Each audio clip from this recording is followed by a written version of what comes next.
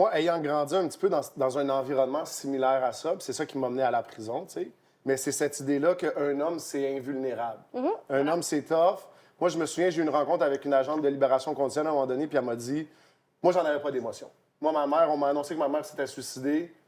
Ma réaction, ça a été d'allumer une cigarette puis de dire, hey, conne. Ça, c'est crazy. Tu comprends? Mais parce que je m'étais bâti là-dedans, dans cette idée-là, il n'y a pas d'émotion, il n'y a rien, je suis froid, il n'y a rien qui m'affecte. Puis j'étais validé là-dedans. Fait que, tu sais, Ouais. toi, ma mère s'est suicidée, j'ai 17 ans, là. Fait que ça fait quand même des années que je suis validé dans plus que Manny, il est froid, plus que Manny est insensible, moins qu'il y a des affaires qui l'affectent, plus que le monde, ils disent, oh, wow, Manny est hot. Fait que, ben, je vais là-dedans à pleine vitesse, tu sais. Mais c'est cette même idéologie-là, cette même façon de voir-là, mais qui mène à une douleur puis à un isolement incroyable. Et là, tu viens de nommer ce qu'est la masculinité toxique. Ben, c'est ça qui me faisait rire d'avoir été classé avec eux parce que dans la Bible, ça dit Jesus came to save the lost. Il est venu pour sauver les autres qui sont perdus.